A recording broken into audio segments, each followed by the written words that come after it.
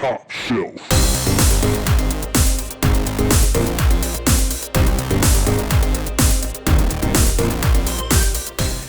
Hello and welcome to Top Shelf Board Games. I'm Hubba. I'm Sabrina. And today we're reviewing Time Stories.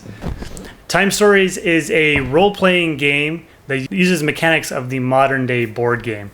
In this game, you as a group will be taking control of a receptacle, which is a character in the world that you'll be exploring.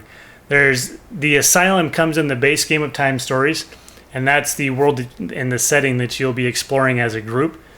In this game, going through it and exploring and visiting different locations throughout the area. There's a map of the location that you're at that makes it. There's a map that shows you the world in which you are in, and you'll be as a group traveling from different locations on that map to other locations. And you have to travel together. Yeah, right. You'll travel together, and when you get there, you'll take a deck of cards that match that location, and you'll lay them out onto the player board. And this makes up the scenery that you as a group are seeing. And then as a group, you get to deliberate on and debate on who's going to go to which area of this panoramic picture that's in front of you. I'm not going to tell you what some of the pictures are, and you won't see anything other than you'll see the home base that you start out with. But players will choose and put their pawn next to one of those pictures that they want to further explore. And you'll spend time to do that, and you'll spend time to travel. But you'll flip over that card, and everybody who's on that card will be able to look at it. The unique thing about this game is you don't actually read this card to the party. It is a cooperative game, but you don't read everything to the group. You'll look at the card, and then you'll explain and paraphrase what is happening to you. Whether you have an encounter that you have to set up and defeat, or if it's more information that you've gained or clues that you've discovered to completing your mission in this world. It's kind of your perspective of what you captured in that picture. Right. The game takes everything into account, from what you read to what you see on the panoramic picture of the scenery of the location that you're in. Anything on those cards can be used in the game and may be referenced at some point in the game. So it's a game that requires a lot of attention to detail. When you're paraphrasing and telling your story of what's happening, somebody leaving out an important detail can really set things behind and set the group back. Okay, so it does add a lot of more controversial between each player looking at pictures, because one person can have in mind of, we really need to do this because of this, and someone else could have a different opinion. So it really adds a lot of flavor, what people think of what's the best solution that they should do. There's a lot of deliberation and a lot of back and forth. This game it's a cooperative game that can suffer from that alpha gamer. However, because each person is exploring each card individually, you don't absolutely know what your buddy across the table from you is absolutely experiencing, because you don't actually see the card. You're not actually reading it. So you don't actually know 100% that they are telling everything that's on that card, or they're giving the most important details. They may be leaving things out. So there's a player error element in this game where that's a big part of it.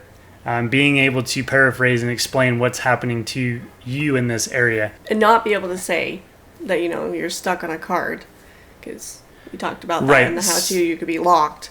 So you can't really say, I'm locked here, because you just have to do your thing, and hopefully people will catch on and come help you. We've played through the Asylum case, and we've played through about half of the Marcy case, and each of them have been very different. This is a game where it's really a one-time playthrough, and when I say one-time playthrough, that doesn't mean you play the game one time. Each game play, or each game to complete the Asylum or to complete the Marcy case, will typically take you multiple runs or multiple games of going through it, trial and error, missing things, failing, and then having to restart. With that in mind, this is one part of Time Stories that I absolutely do not like, and that is the fact that you spend so much time getting involved in the story that's developing And in the world in which you are at, the cards do a very good job at pulling you in and really giving you that flavor and theme. You do feel like that character that you're engulfed in. Yeah, you feel like you are in that world. And you're in this world for a good 3 to 4 to 5 hours of gameplay. I mean, it's a long time that you're in this world. You feel like you're solving some of the puzzles or some of the riddles, and you're getting close to winning, and then you fail. And that feeling of, man, we almost made it, and we failed. And then the realization of, now we have to start over.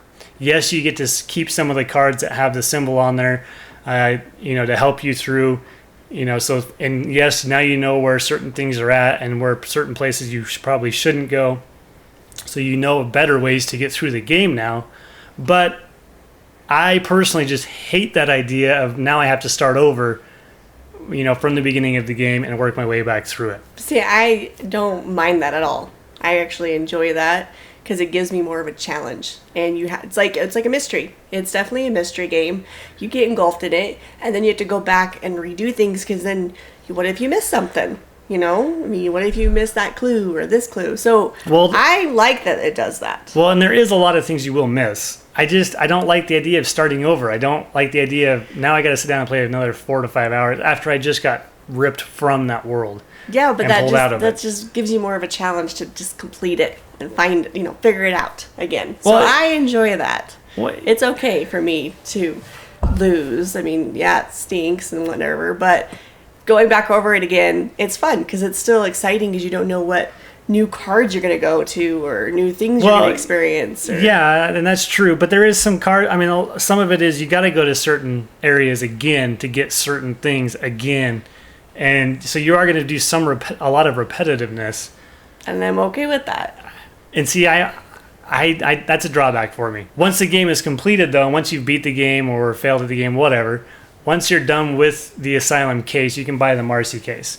And once you're done with the Marcy case, you can buy the the Dragon Prophecy. So it is a modular game in that regard, where you get 4 to 10 hours of play out of one case before that game's worthless. I do think you can play with other players that are new to it and just kind of be a watcher and play with them. Yeah, but I'm okay with that. No, that would be boring. Oh, it's fun to experience. You'd be sitting there for 5 hours and you know everything that's going on. What if you kind of forgot? If you haven't played it a long time. I don't think this is a game that you can ever come back and revisit cases that you've beaten. You'd have to wait years down the road to completely forget every detail because you get so engulfed in it, you will remember stuff. Yeah, but you let the other players make the decision and stuff. So yeah. I can see you can let other people play. Well, you could, and you could help them through a session like that, but you wouldn't get that same experience. Right, I can see that. The thrill of discovery. But it's fun to see other people puzzling through those riddles. You'd have to buy the new expansion, whatever it is at the time, to get another feel of what it is to play Time Stories. So, one thing I do really, since he thinks it's a drawback about starting over again, you don't have to start over again that same night. They set up the component box to save where you're at. So I thought that was really cool. You can play 2 hours, put it away, play 2 hours. Okay, putting that aside, let's move on from that. The modules and buying, the fact that you have to buy new expansions every time to get that same thrill from the game, for some people that's going to be a major drawback. For me, I don't think it is a drawback, and the reason why is because that time that you are invested in the world is awesome. I haven't played. It's definitely worth it. I haven't played any games out there that suck you into the theme and the story as much as Time Stories. That's true. Time Stories, it feels like I get that feeling of sitting that I get when I'm spent several hours reading a really good book, and then when you're done reading that book and you put it away and you kind of have that, you have to take a few minutes to come back to reality. Because you're so engulfed in the world that book gave you. Mm-hmm. Time Stories gives you that same flavor, that same deep richness that you get from a good book. Yeah. For that reason, I really enjoy it, and I really look forward to playing those new expansions, and to me it's totally worth it to go out and buy another, what are they, $30 expansions. Which isn't too bad for an expansion, I don't think. I mean, $30 and you get 5 to 10 hours of play out of it. unless That's you're really way good, cheaper than you going get to it done a first movie. time. Way True. cheaper than going to a movie. It's way cheaper than doing any other activity, and you get way more play out of it. Right, you're interacting, you're working your brain. So it's not a big deal to go out and buy those extra expansions. It's not a big deal. I liked the artwork. I mean, the artwork itself is really good. The components, I think everything is good with the game. So I really do enjoy that. So The way you overcome obstacles, the fighting mechanic or whatever you want to call it, isn't great. I mean, it's okay. It's whatever. You roll a couple of dice. Hopefully, you get some burst symbols. If you roll skulls, you're going to potentially take damage if you don't have enough resistance. And But it's still intense, It's though. not a good fighting system, but it helps you get through that obstacle and move on. And that's really what you're trying to do, is get through the obstacle and move on so you can explore and make those choices. It's a very puzzly game. There's a lot of riddles, a lot of puzzles to go through, a lot of moral choices, really. Do you go help this person or do you not help this person? Do you go do this or do you not do this? or do you let your curiosity get The best of you? Right. And there's a lot of choices like that. And it's hard to we can't give you any examples because it'll take from that experience as when you play the game. This review and the how to play for this game has been one of the more difficult ones that we've had to do because of that, because we can't talk about anything We don't specific. want to ruin anything. Yes. Final thoughts. I really, really enjoy time stories. I really hate the idea of starting over, but time stories as a whole, the story, the deep richness of the world and how it sucks you in, and how each player is going to interpret things differently, and then how you have to interact with your group. It definitely involves the group. Like, it definitely Really- interacts with them. Yeah, you will have a lot of group discussion. It's not a great two-player game. We play a lot of games as 2 players. This is one that is It definitely... was funner with more. Yeah, it was okay with the 2 of us, but with 4, it was awesome. It was really, really good. We took notes. We didn't record or read everything that was on the card. We kept true to that idea of paraphrasing and Yeah, we just took notes of what we paraphrased. What Right. each person said Whatever- in their comments. things that we thought were important from what that person said. We made a little note. I don't think we would have made through it if we didn't. I don't find that to be a bad thing. It helped us to organize our thoughts and ideas, because the more you get into it, there is a lot you have to remember. Playing 4 or 5 hours, or even stopping for 2 hours and taking a 3-day break and then picking it up again, you will forget things. And it's a game that you can't forget things. So I think it's okay to take a few notes, as long as it's only notes from what the person is saying and what the group has decided is important enough to maybe write down. I don't know if we mentioned it, but I like how you get certain items. There's items that are involved in the game too, so I really do enjoy that. That adds more to it. What's your final thoughts on it, though? I don't want to go into anything more. I feel like we're going to end up spoiling stuff if we keep talking about it. It is one of my top shelf games, finally. We finally found one. All right, cool. Or we finally reviewed one. So, but yes, I really do enjoy this game a lot. All right, well, thanks for watching. Tell us your thoughts and opinions on it. Email us, topshelfboardgames@gmail.com. Put it in the comments, like us on Facebook, and click subscribe so you can see more videos like this. Yep, watch our how-to. Thanks. Bye. Bye.